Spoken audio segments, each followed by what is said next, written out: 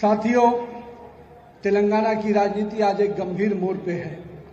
हम कह सकते हैं कि यहाँ के मुख्यमंत्री तुष्टीकरण की राजनीति की पराकाष्ठा पर पहुंचे हुए हैं और उनका मकसद केवल समाज में तुष्टीकरण की राजनीति को आगे बढ़ाना है।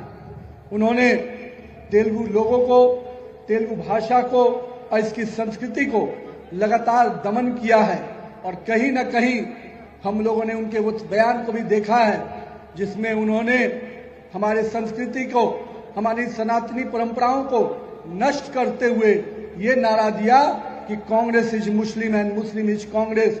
ये नारा कहीं न कहीं शर्मसार करता है इस राज्य के मुख्यमंत्री के उस चरित्र को, जिन्होंने इस प्रकार का बयान दिया और कहीं न कहीं कांग्रेस की चरित्र को सामने किया कि कांग्रेस केवल और केवल मुस्लिम वोट बैंक की राजनीति के लिए आगे काम करती है, जनता के लिए नहीं। तेलुगु देशम और तेलुगु के जो लोग हैं, यहाँ के लोगों के प्रति उसकी कोई भावना नहीं है। మిత్రులారా, ఈ రోజు తెలంగాణలో రాజకీయాలు ఒక మలుపుకు చేరుకున్నాయి.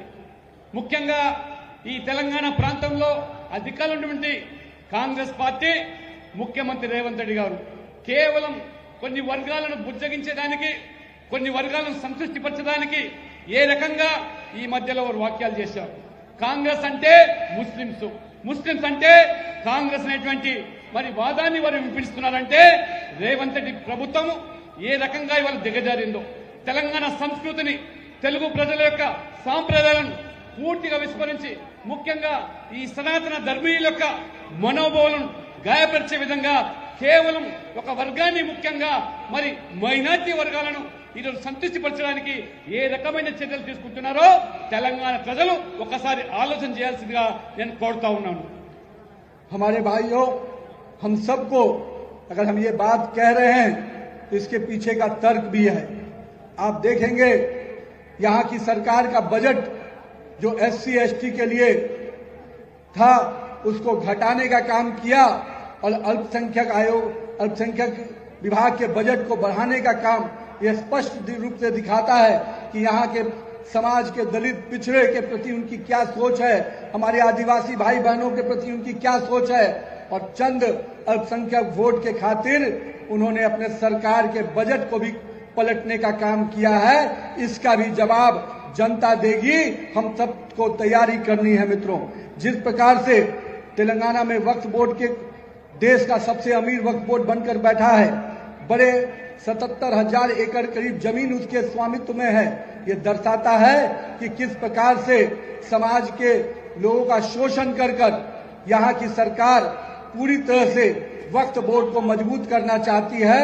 और कहीं न कहीं कांग्रेस की जो चरित्र रही है कि हम अल्पसंख्यक के तुष्टीकरण की राजनीति को आगे बढ़ाएंगे, तो भारतीय जनता पार्टी का कार्यकर्ता कमर कस के खड़ा हो गया है। हम इसके खिलाफ आंदोलन आगे बढ़ाने को तैयार खड़े हैं। మిత్రులారా, రేవంత్ రెడ్డి గారి ప్రభుత్వము ఈ ముస్లిం సంతుష్టీకరణ విధానానికి ఏ రకంగా పరాకాష్ఠకు చేరిందో ఒకసారి మనం ఆలోచన చేయాలి.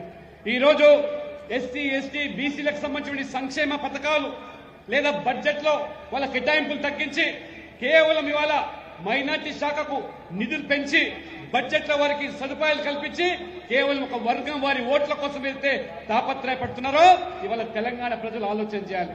ముఖ్యంగా ఈ వక్ఫ్ బోర్డు, ఇటీవల ప్రధానమంత్రి నరేంద్ర మోడీ గారు ఆ వక్ఫ్ బోర్డు యొక్క చట్టాలను సవరించడానికి మొత్తం పారదర్శకంగా ఆ యొక్క చట్టాన్ని తీసుకొస్తే మరి ఏ రకంగా ఈ కాంగ్రెస్ ప్రభుత్వం అడ్డుకున్నదో ఇవాళ తెలంగాణలో ఈ వక్ఫ్ బోర్డు ద్వారా 77,000 ఎకరాల భూములు, లక్షల కోట్ల రూపాయలు విలువైనటువంటి భూములు అప్పగించారంటే ఇంకా వక్ఫ్ బోర్డును బలోపేతం చేయడానికి ఆ యొక్క వర్గం ఓట్ల కోసం ఏ రకంగా ఇవాళ దిగజారు చర్యలకు పాల్పడుతున్నదో ఈ ఎన్నికల్లో మీరు ఈ విషయాలను ఆలోచన చేసి ఖచ్చితంగా దీటైన జవాబు ఇవ్వాల్సిందిగా మీ అందరితో నేను విజ్ఞప్తి చేస్తా ఉన్నాను.